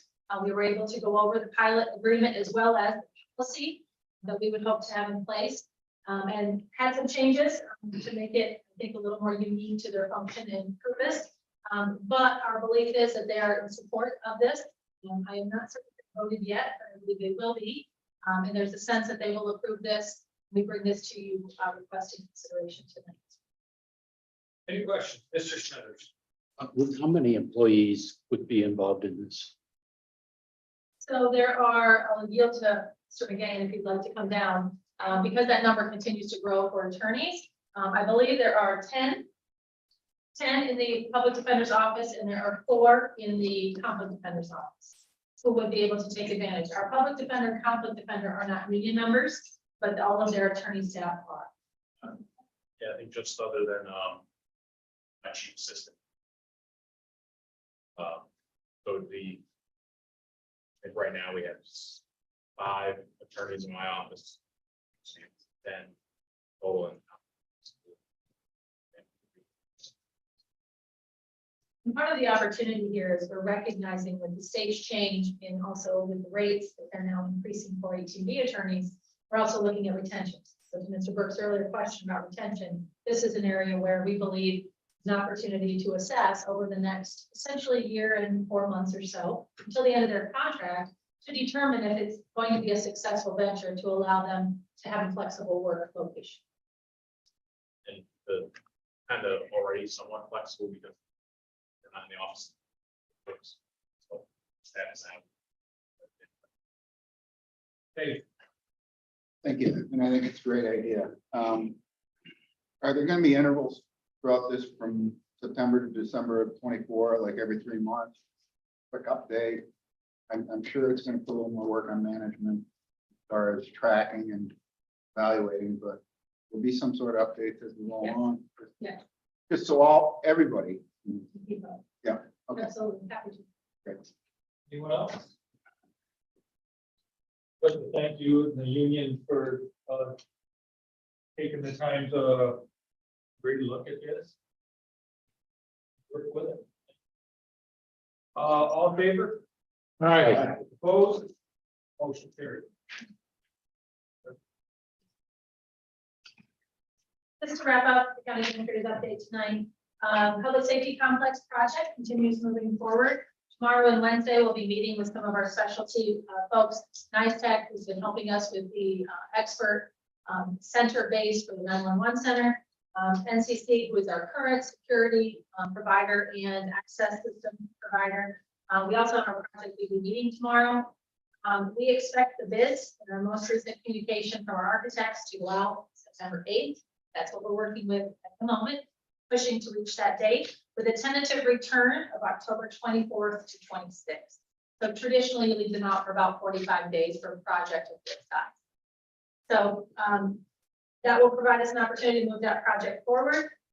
Next week, there's no meeting. Offices, with the exception of our 24/7 365 operation, our offices will be closed on Monday, September 4th, I believe it is.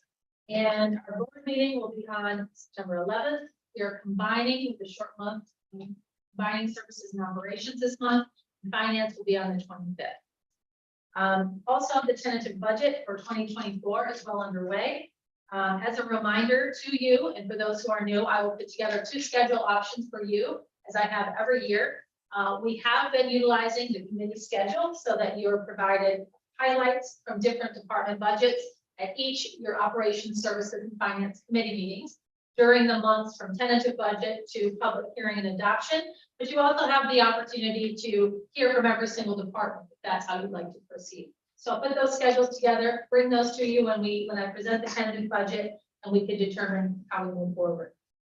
We're putting together the final details for the highway road tour that we're planning for mid-September. So stay tuned. Once Don and I have a chance to finalize that schedule and plan, we'll send that out to you and look for RSVPs. Lastly, I want to thank HR staff and Johnny for helping me pull together the data you saw tonight for the vacancy analysis. I think it's very helpful to inform your decisions. You understand more about our workforce.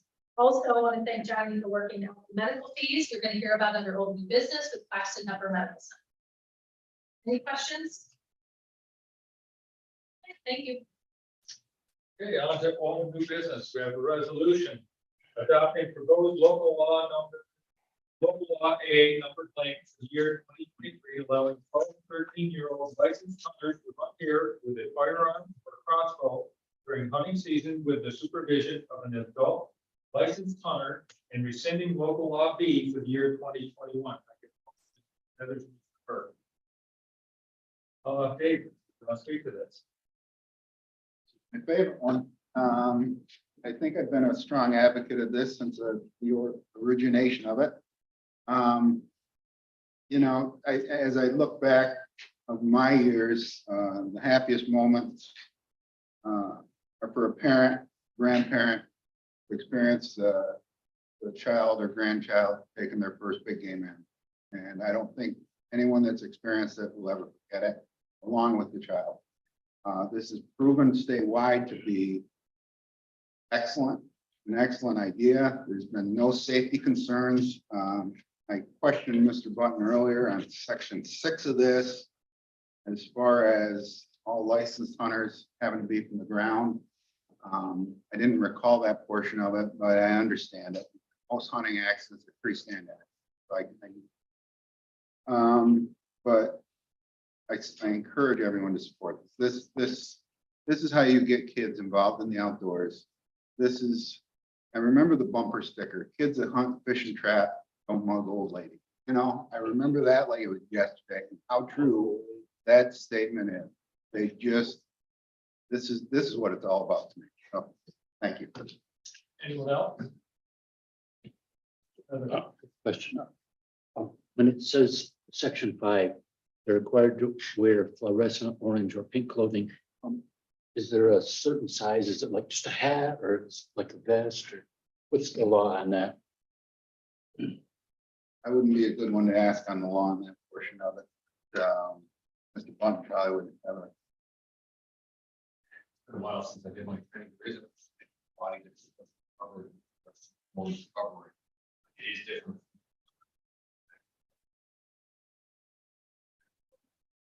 You're in need of.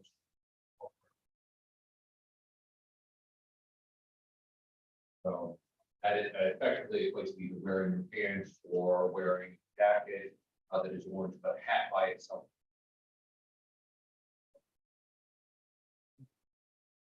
Anyone else? Seeing none, all in favor? All right. Aye. Opposed? Motion carried. We have the resolution modifying the 2023 budget.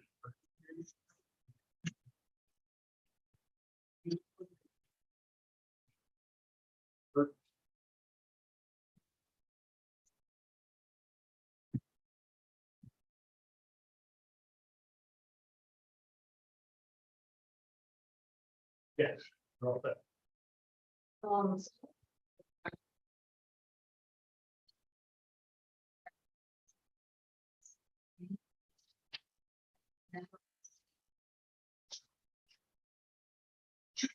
Medical physical examination of the patient. There's a New York State regulation which establishes minimum medical and physical fitness standards for police officers. Which is higher than. And in 2013, St. Lawrence County entered into an agreement with Claxton Hepburn Medical Center with a principal, to provide pre-employment medical and physical examinations and testing for St. Lawrence County employees. I listed the cost of these exams, what we agreed upon. The physicals for the police are much higher than the regular exams. Claxton Hepburn Medical Center has not been billing the correct rates and has not been providing an itemized bill for us to reconcile our records. We've been going back and forth with Claxton Hepburn for these 3 years, nonstop. And we encountered a lot of turnover on their side and nobody quite could give me, it ended up just never being responded to. So after about 6 different people, speaking to 6 different people or 7 different people over the years, finally got a hold of somebody who took the time to look at our bills and reconcile for us. So we went from a bill for regular exams of $26,000 down to $11,709 over this 3-year period that we have been paying. And then for the police exams, there was $11,000 bill. We got down to $2,000. So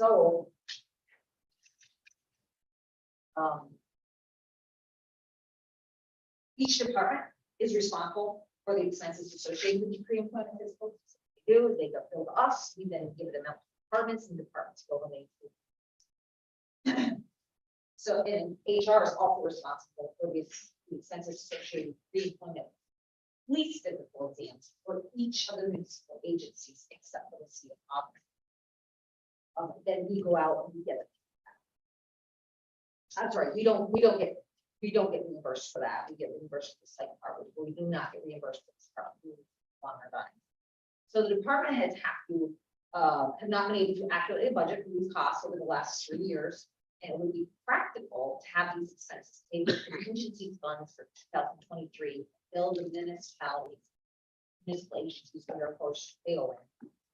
And then budget for this expense in the HR department instead of having each department budget for their own amounts, just have it lots of us budgeted out for the whole year for all the hires.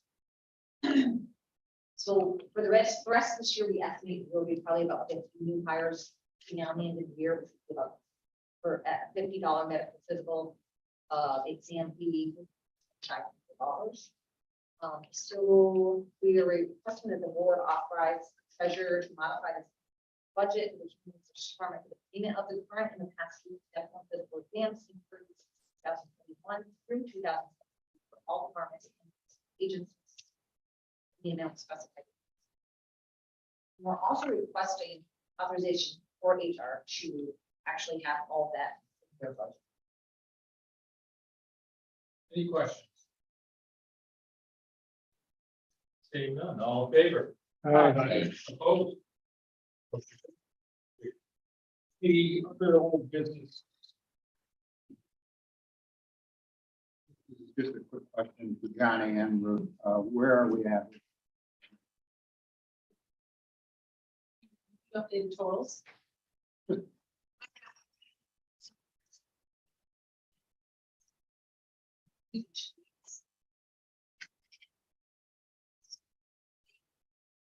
Each next. 15.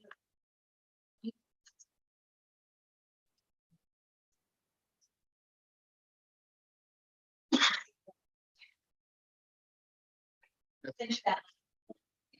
I'm gonna get you all of this. We're still getting to. Thanks, Oh, yeah. any other old business? Any new business?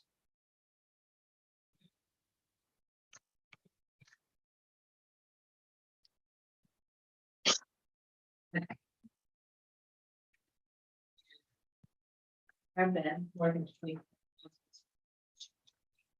More than 14,000 those were two.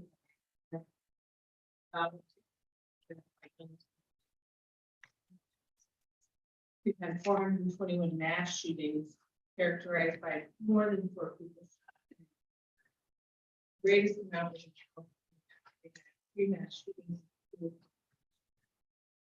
In contrast, the amount of money that is spent on trying to make guns illegal, we have had 109,940 deaths by fentanyl overdose in the United States, year ending February 2023.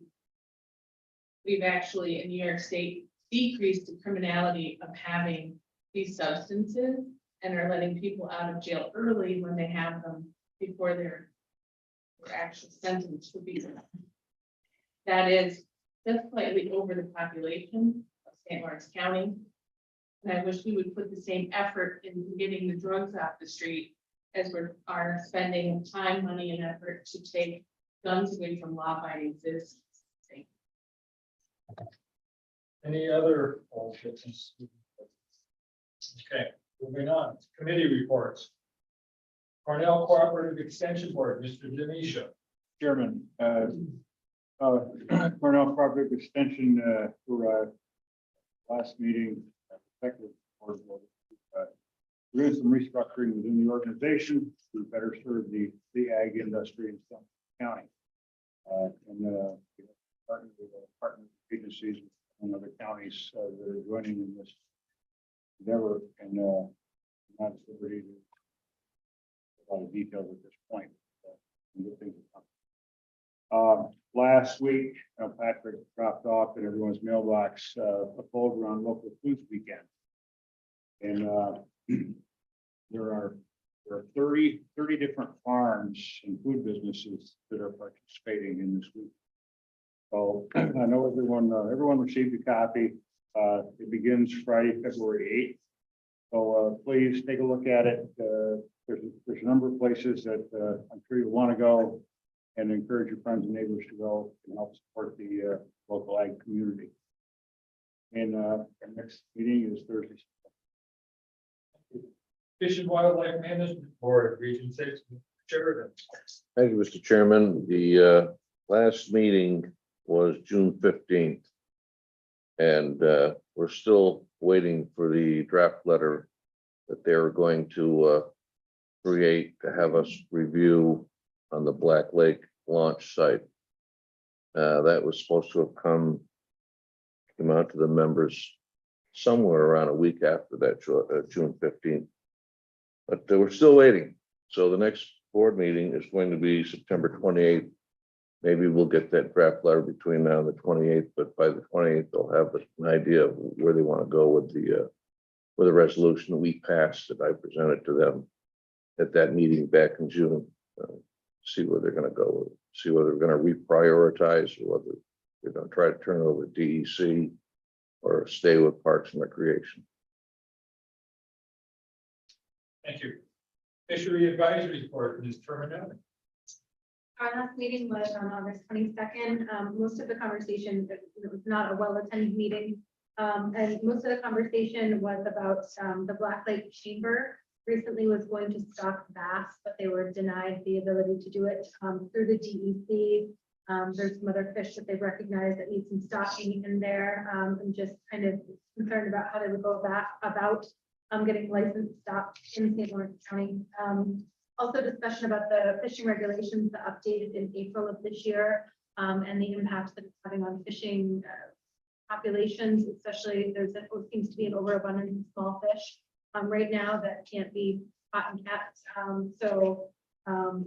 Just kind of a discussion about how those regulations come to be, and the public comment obviously closes before the regulations become in effect, but then we sort of follow up on that, where they continue to gather that data from fishermen or from collection samples along the way so that they can update them in the following year, and how long that process kind of lasts from regulation draft to the revised drafts that come out or the updated regulations. And then we had some sportsman club folks there. So DEC Hunter Education Program, the 4-hour free course, just to make sure that people knew that that is available to anybody that's interested. And then also September 23rd, there's going to be a waterfowl and pheasant hunt at Broken Hill for youth ages 12 to 16. And our next meeting is October. Thank you. Governor Fair Board, Mr. Smithers. Fair Board hasn't met since we had our meeting there. So I can't give you any firm information about how the Governor Fair turned out in St. Lawrence County Fair, other than I've heard via the grapevine that the Dylan Scott concert was well attended. There is a pumpkin festival scheduled at the fairgrounds for September 23rd, Saturday, and 24th, as has been held in the past. That's all I can tell you. The meeting is scheduled for September 5th for the next meeting. Give information about how the fair went. Okay, thank you. Now I'll move into highway and solid waste. Yes, I attended the open house at the Rodman landfill. Wrote down, I believe his name was Samuel Joseph, is that correct? New hired for the county. He's in Maine.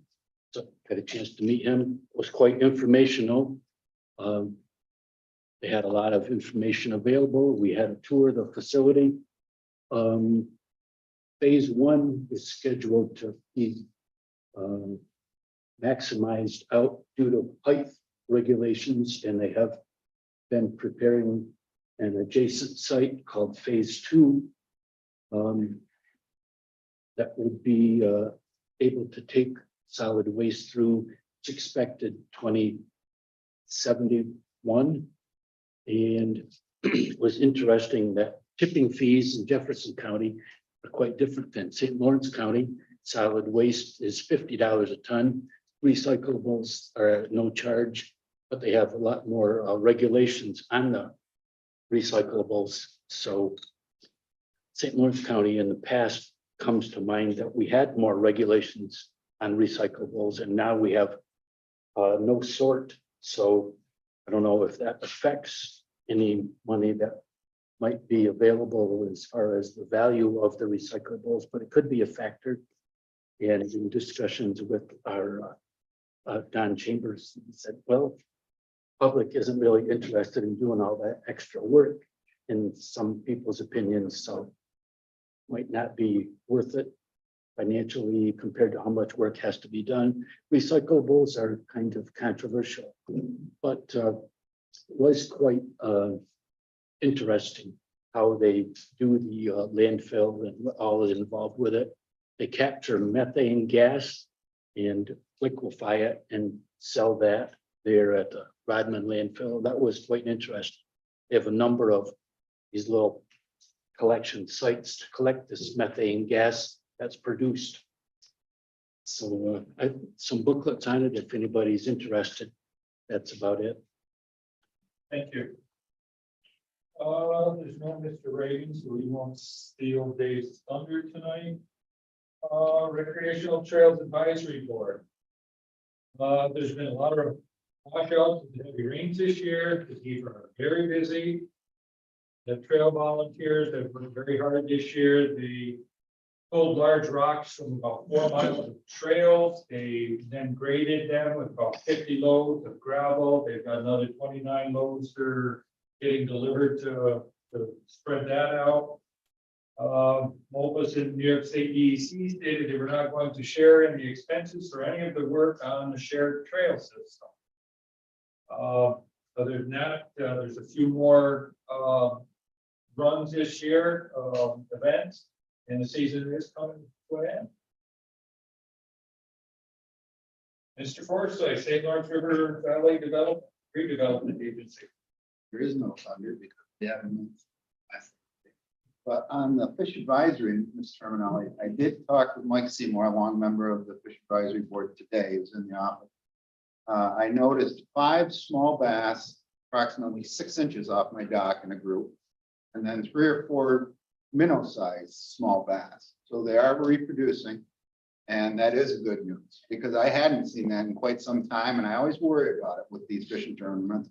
So nature is working its way through it. So I was happy, and I gave him the update. Thank you. St. Lawrence County Chamber of Commerce, Mr. Webster. I don't think I can add anything to what they said. You'll be at least.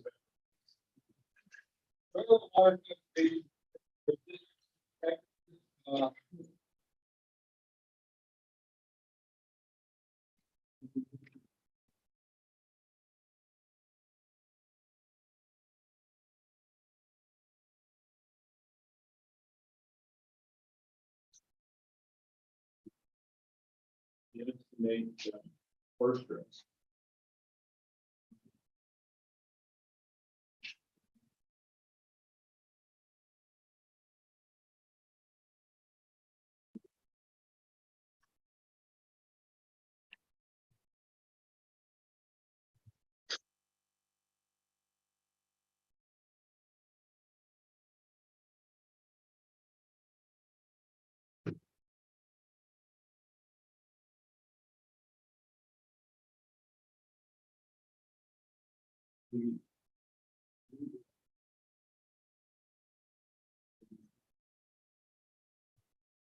Right, running in statewide revenue.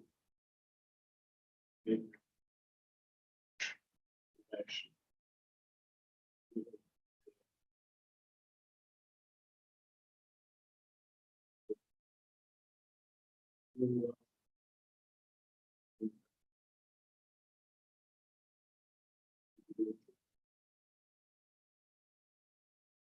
And crop specialist, the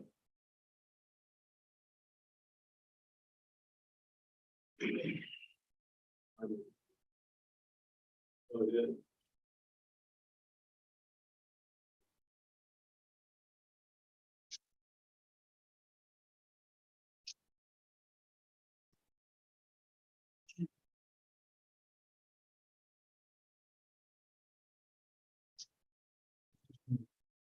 Omitted a couple of things that I wanted to mention.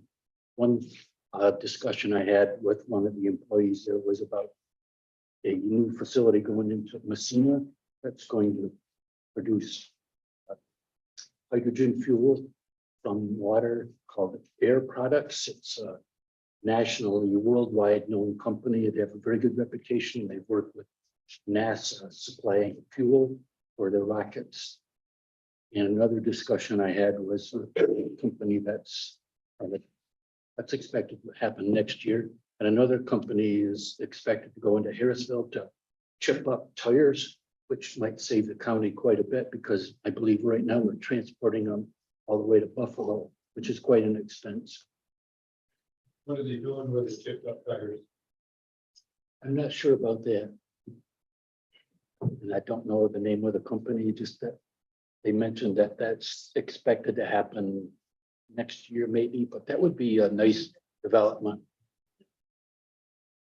Any other committee reports? Okay, Do we have a need for executive session? We do.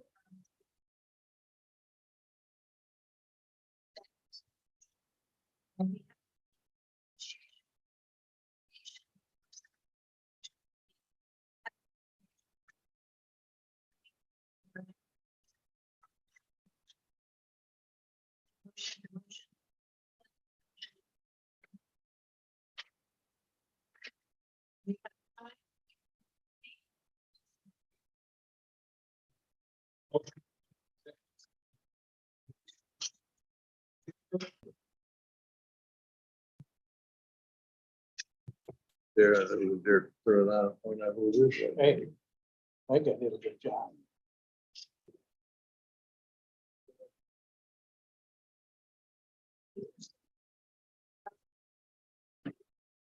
Yeah.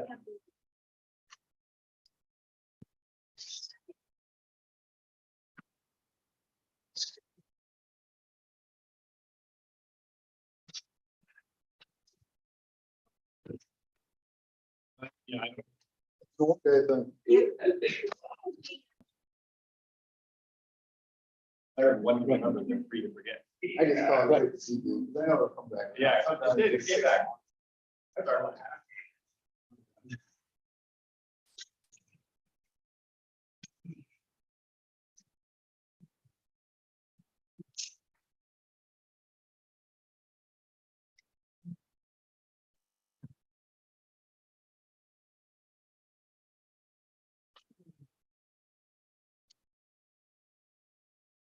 Further business, Richard?